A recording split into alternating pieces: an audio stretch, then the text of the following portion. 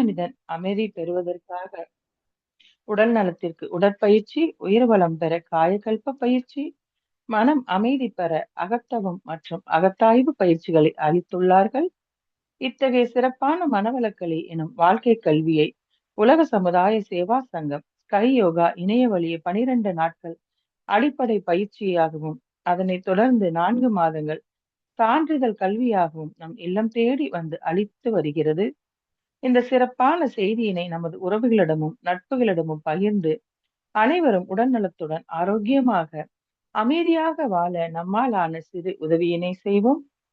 மகரிஷியின் கனவாம் உலக அமைதிக்கு நம்மால் இயன்ற சிறு தொண்டினை செய்து குருவின் கனவினை நனவாக்குவோம். மேலும் விவரங்களுக்கு குண்டலினி யோகா .edu இணையதளத்திற்குள் செல்வோம். வாழ்க வளமுடன்.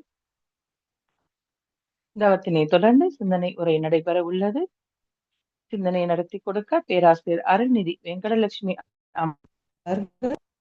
சிந்தனையின் தலைப்பு புள்ளி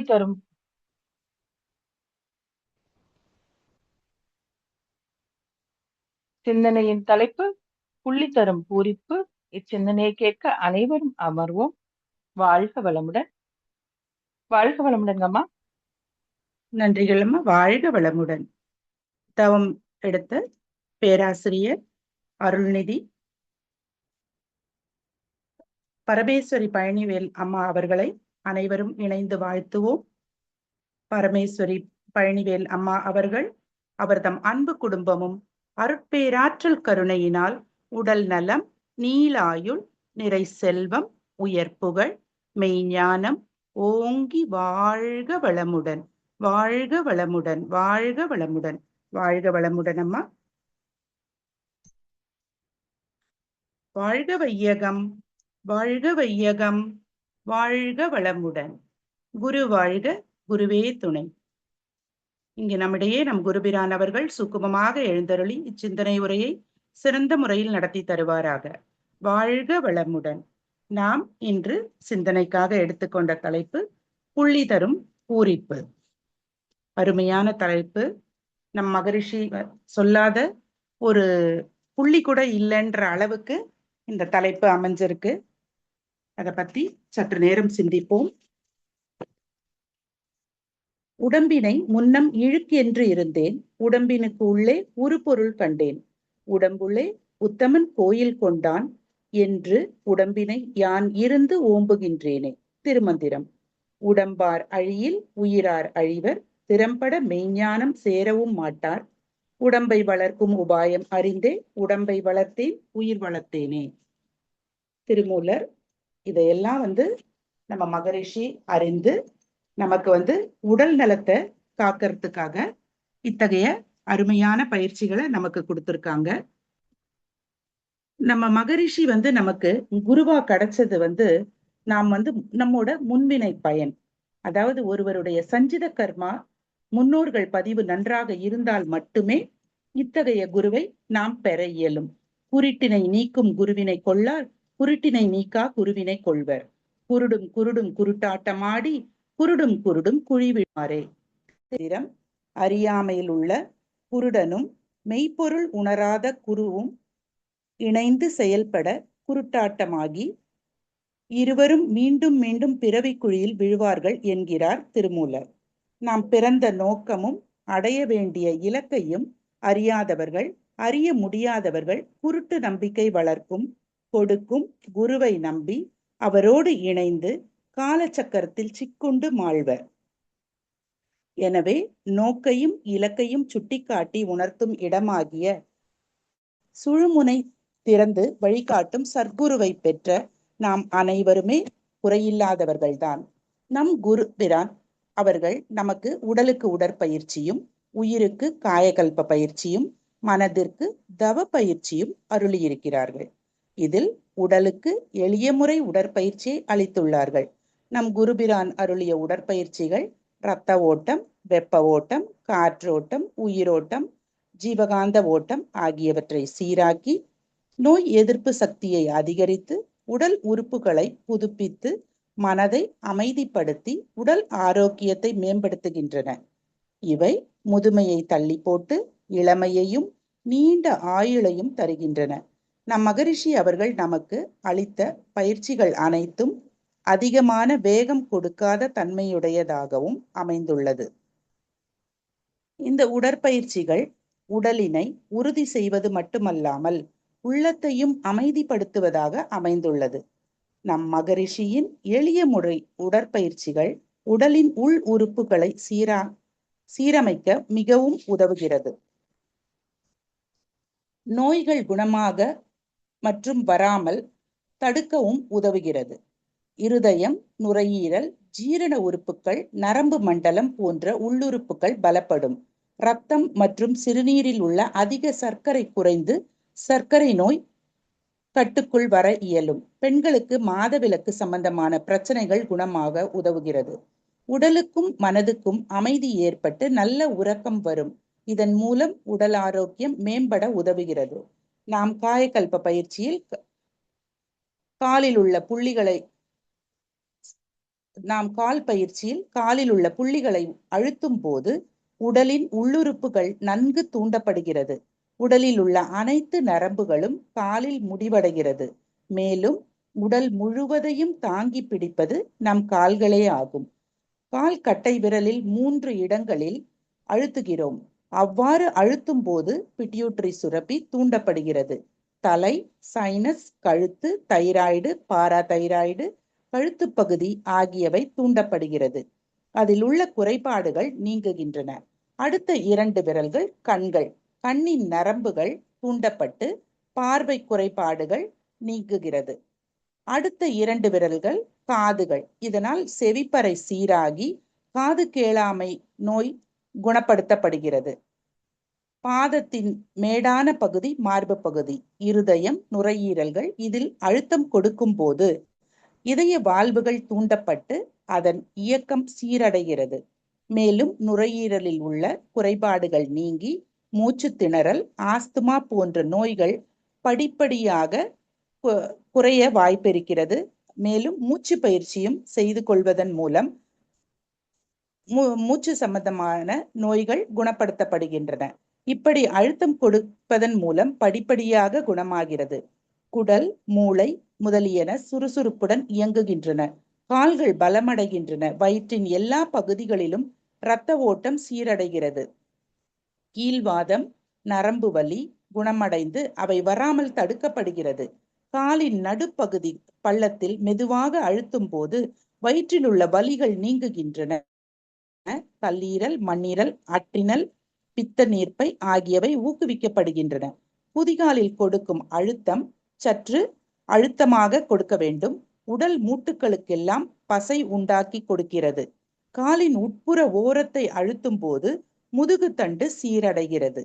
வெளிப்புற ஓரத்தை அழுத்தும் போது பெருங்குடல் சீரடைகிறது. இந்த கால் அழுத்த பயிற்சியின் மூலம் உள் உறுப்புகள் அனைத்தும் செவ்வனே வேலை செய்ய தூண்டப்படுகிறது. நரம்புகளை ஊக்குவிக்க கால் பயிற்சியில் அந்தந்த புள்ளிகளில் அழுத்தம் கொடுக்கும் போது உடலில் உள்ள நரம்புகளுக்கு அழுத்தம் கொடுத்து அவை ஊக்குவிக்கப்படுகிறது. நரம்புகளில் மின்சாரத்தின் ஏற்றத்தாழ்வான ஓட்டத்தை சரி செய்ய உதவுகிறது. உடலில் சுமார் 72,000 நரம்புகள் இருந்து மின்சாரத்தை உடலெங்கும் பரப்பி வருகிறது. இவை கை, காது, தொப்புள், கால் முதலிய இடங்களில் முடிவு பெறுகின்றன. எல்லா நரம்புகளுமே காலில் முடிவு பெறுவதால் கால் பாதத்தில் அவை முடியும் இடங்களில் உணர்ந்து அழுத்தினால் அதற்குரிய உறுப்புகளில் மின்சாரம் பாய்ச்சப்பட்டு அங்குள்ள குறைகள் நீங்குகின்றன. கால் விரல்களையும் பாதத்தையும் நன்றாக அழுத்திவிட மெரிடியன் நரம்புகள் வந்து முடியும் இடம் கால் பாதங்கள். காலில் அங்கங்கே சீவகாந்த தேக்கம் இருக்கும். அந்த தேக்கம் தான் கால் வலிகளுக்கு காரணம். ஆகையால் அந்த புள்ளிகளில் அழுத்தம் கொடுக்கும் போது அத்தகைய தேக்கம் சரி செய்யப்பட்டு வலிகள் சரியாகின்றன. உடற்பயிற்சிக்கென தக்க நேரம் ஒதுக்கி கொண்டு மெதுவாக 2 பாதங்களையும் அழுத்த வேண்டும். இவ்வாறு செய்யும் போது மனம் அந்த உடற்பயிற்சியிலேயே இருக்க வேண்டும். இத்தகைய புள்ளிகளில் மனம் செலுத்தி அழுத்தம் கொடுக்கும் போது கால்கள் பலமடைகின்றன. கீழ்வாதம், கணுக்கால் வீக்கம், முழங்கால் வலி, குடைச்சல், நரம்பு வலி, வெரிகோசஸ் வெயின் போன்ற நோய்கள் குணமடைகின்றன. மேலும் வராமலும் தடுக்கப்படுகின்றன. சிறுநீரகம் ஊக்குவிக்கப்படுகிறது. இதயம், நுரையீரல், குடல், மூளை மற்ற சுரபிகள் ஆகியன நரம்பு மூலம் பாதங்களுடன் தொடர்பு கொண்டுள்ளன. பாதங்கள் மற்றும் கால் விரல்கள் அழுத்தப்படுவதால் அவற்றின் இயக்கம் நரம்புகள் மூலம் ஊக்குவிக்கப்பட்டு சுறுசுறுப்புடன் இயங்குகின்றன. நம் மகரிஷியின் மற்றும் ஒரு புள்ளிகளை ஊக்குவிக்கக்கூடிய பயிற்சி 14 பாயிண்ட் அக்குப்ரெஷர் பயிற்சி. இது உடலில் உயிர் காந்த சக்தியை அதிகரித்து இரத்த ஓட்டத்தை அதிகரித்து நோய் எதிர்ப்பு சக்தியை மேம்படுத்தும் எளிய சுய சிகிச்சை முறையாகும். இது தினமும் காலையில் 14 முக்கிய புள்ளிகளில் லேசான அழுத்தம் கொடுப்பதன் மூலம் இரத்த ஓட்டம் சீராகி உயர் இரத்த அழுத்தம்,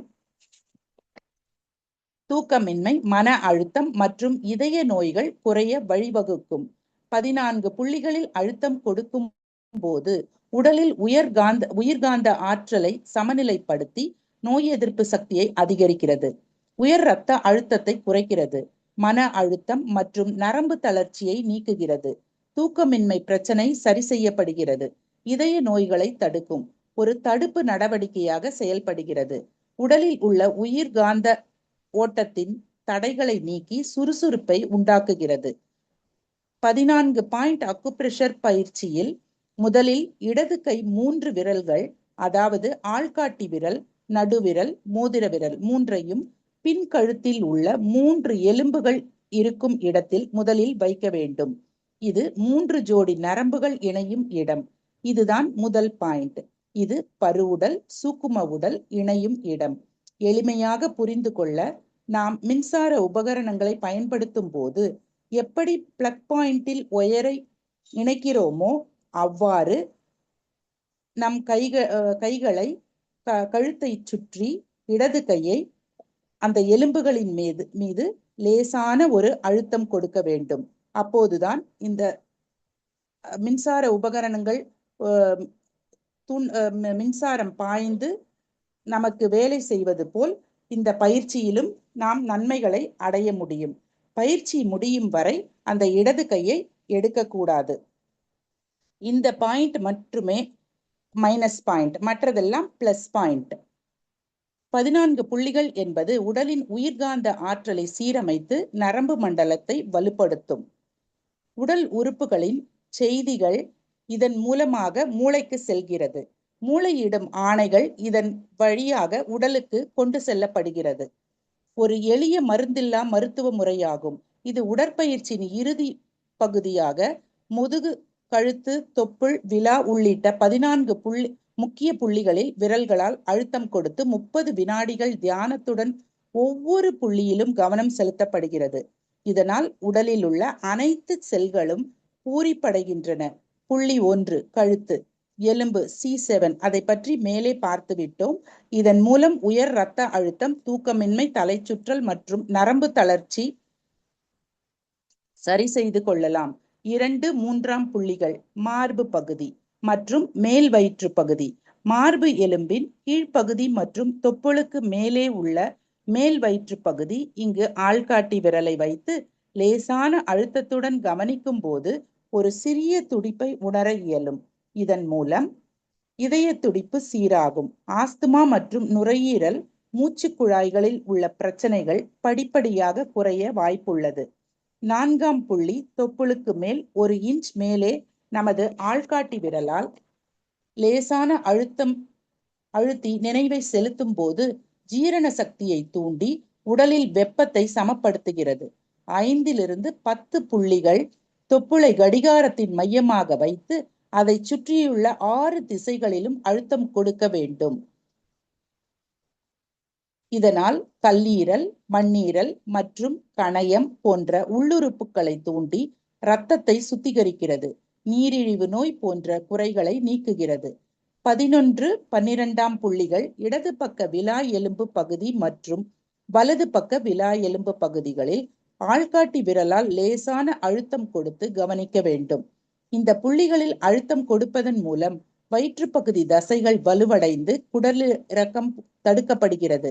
ஆண், பெண் இரு பாலாருக்குமான இனப்பெருக்க உறுப்புகள் சார்ந்த பிரச்சனைகள் நீங்குகின்றன. கால்களுக்கான இரத்த ஓட்டம் நரம்புகளையும் சீராக்குகிறது. நோய் எதிர்ப்பு சக்தி மேம்படும். சிறுநீரக பிரச்சனைகள் தீர்வுறும். உடலில் உள்ள உயிர்காந்த ஆற்றலை தேக்கி வைத்து உடல் சோர்வையும் நீக்குகிறது. புத்துணர்வளிக்கிறது. 13வது புள்ளி, வலது பக்கம் இடுப்பு பகுதி. அதாவது வலது பக்கவாட்டில் மார்பின் கடைசி விலா எலும்புக்கும் இடுப்பெலும்புக்கும் மத்தியில் வலது பெருவிரலால் அழுத்தி பிடித்துக்கொண்டு அந்த இடத்திலேயே மனம் செலுத்தி கவனிக்க வேண்டும். இந்த புள்ளியில் அழுத்தம் கொடுப்பதன் மூலம் தண்டுவடத்தின் கீழ்ப்பகுதி நரம்புகள் தூண்டப்படுகிறது. இது முதுகுவலி மற்றும் தண்டுவட தேய்மானம் போன்ற பிரச்சனைகள் தடுக்கப்படுகிறது. இது மூலாதாரத்துடன் தொடர்புடையது. இதனால் சுழுமுனை நாடி ஊக்குவிக்கப்படுகிறது. இதனால் உடல் முழுவதும் நல்ல ஆற்றல் கிடைக்கும். மேலும் நாம் தவத்தில் ஒருநிலைப்பட சுழுமுனை நாடி மிகவும் உதவுகிறது. இதுதான் நம் உடலில் உள்ள பெரிய மெரிடியன். இதன் மூலம் அனைத்து மெரிடியன்களும் ஊக்குவிக்கப்படுகிறது. 14வது புள்ளி, தொப்புள் குழியிலிருந்து இடது தொடைக்கு நடுவில் அமைந்துள்ள புள்ளி ஆகும். இந்த புள்ளியில் அழுத்தம் கொடுக்கும் போது குடல் இறக்கம் தடுக்கப்படுகிறது. மேலும் ஆண்களுக்கான புரோஸ்டேட் கிளாண்ட் சம்பந்தமான பிரச்சனைகள் தடுக்கப்படுகின்றன. மலக்கட்டு அதிகம் உள்ளவர்கள் இந்த புள்ளியில் இன்னும் சிறிது நேரம் அழுத்தம் கொடுக்கும் போது மலக்கட்டு சீராகிறது. நம் மகரிஷி கொடுத்த ஒவ்வொரு பயிற்சியும் அவர் உணர்ந்து நம் மனிதகுல நன்மைக்காக அர்ப்பணித்துள்ளார்கள். இவை அனைத்தும் சித்தர்கள் முறைப்படியே உணர்ந்து அவற்றை எளிய முறையில் வடிவமைத்து கொடுத்துள்ளார்கள். ஒவ்வொரு புள்ளியிலும் அழுத்தம் கொடுத்து கவனிக்கும் போது எந்த உடல் பகுதிகளுக்கு மின்காந்த ஆற்றலை தூண்டி உறுப்புகளின் இயக்கத்தை சீர் செய்யும் என சித்தர்கள் கண்டறிந்தனர். இதற்கு 110 புள்ளிகளை கண்டுபிடித்து ஊக்குவித்தார்கள். இதை நன்கு அறிந்தவர்கள் சித்த வைத்தியர்கள். நம் சித்த முறையை புள்ளிகளை பற்றி அறிவினை சீன நாட்டினர் சிறந்த முறையில் கற்றுச் சென்றனர். இதனையே விரிவான முறையில் அக்குப்ரெஷர், அக்குபஞ்சர் என 2 முறைகளில் அவர்கள் அறிமுகப்படுத்தினர். முக்கிய புள்ளிகளில் அழுத்தம் கொடுக்கும் போது நரம்புகளில் காற்று குமிழ்கள், அதாவது ஏர் பபிள்ஸ் இருந்தால் அவை சீர் செய்யப்படுகிறது. என்னதான் புள்ளிகளில் அழுத்தம் கொடுத்தாலும் மின்னோட்டம் சீராக நடைபெற இயலாது.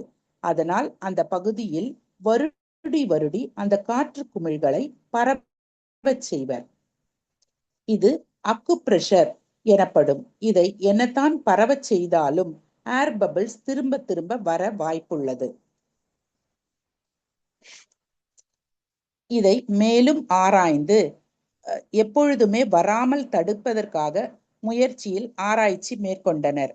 அதன் விளைவாக கண்டுபிடிக்கப்பட்டதே அக்குபஞ்சர் முறை என்பதாகும். இதில் நோய்க்கும் வலிக்கும் மூலமான நரம்புகளை கண்டுபிடித்து அதில் ஊசியின் மூலம் அந்த பகுதிகளில் குத்தி சரி செய்யும் முறை. இதற்கு துருப்பிடிக்காத ஊசிகளை பயன்படுத்த வேண்டும். அதற்கு தங்க ஊசிகள் அல்லது செம்பால் ஆன ஊசிகள் பயன்படுத்தப்பட வேண்டும். தங்க ஊசிகள் செலவு அதிகம் என்பதால் செம்பாலான ஊசிகளை பயன்படுத்தினர். அந்த ஊசிகளை ஸ்டெர்லைஸ் செய்து பயன்படுத்துவர். இல்லையெனில் டெட்டனஸ் போன்ற தாக்குதலுக்கு உள்ளாக நேரிடலாம். இந்த அக்குப்ரெஷர் முறை பல நாடுகளிலும் பரவலாக பயன்படுத்தப்படுகிறது. ஆனால் இவற்றிற்கு பணம் தேவைப்படும். ஆனால் நம் மகரிஷி அவர்கள் பண செலவில்லாமல் ஒரு மருந்தில்லா மருத்துவ முறையை புள்ளிகளின் மூலம் நமக்கு உள்ளம் பூரிக்கும்படியாக எளிய முறையில் வடிவமைத்து கொடுத்துள்ளார்கள். நாம் சிறுவர்களாக இருக்கும் போது நம் வீட்டு பெரியவர்களுக்கு கால் கைகளை பிடித்து விடுவோம். தைலமும் நாம் கொடுக்கும் அழுத்தமும் அவர்களது வலிகளை ஓரளவிற்கு குறைத்திருக்கும். ஆனால் இப்பொழுது நமக்கு யார் செய்வார்கள்? அதையும் நாமே செய்து கொள்ளும் வகையில் காலில் உள்ள புள்ளிகளை அழுத்தி பின் நாமே கடைசியாக காலையும் கீழிருந்து மேலாக அழுத்தி கொடுக்கிறோம். அவ்வாறு செய்யும் முறையை கற்பித்திருக்கிறார் நம் மகரிஷி. தன் கையே தனக்கு உதவி என்பதை முன்பே அறிந்து இருந்தார் போலும். இத்தகைய சிறப்பு வாய்ந்த பயிற்சியினை நாம் தினமும் செய்து நம் ஆரோக்கியத்தை மேம்படுத்திக் கொள்வோம். இதற்கெல்லாம் நம் குருபிரானுக்கு எவ்வளவு நன்றி கூறினாலும் போதாது. இப்பயிற்சிகளை ஆசிரியர்களாகிய நாம் அடுத்த தலைமுறையினருக்கு கற்பிப்பதன் மூலம் நம் மகானுக்கு நம் நன்றியை தெரிவிப்போம். இத்தகைய சிறந்த பயிற்சியினை நாம் ஒவ்வொரு நாளும் செய்து நாம் பலனை அடையலாம். இதுகாரும் எனது சிற்றுரையை செவிமடுத்த அனைத்து நல்லுள்ளங்களுக்கும் நன்றிகளும் வாழ்த்துக்களும். வாய்ப்புக்கு நன்றிகள் அம்மா. வாழ்க வளமுடன். வாழ்க வளமுடன் அம்மா. நன்றிகள் அம்மா. நன்றிங்கம்மா. வாழ்க வளமுடன்.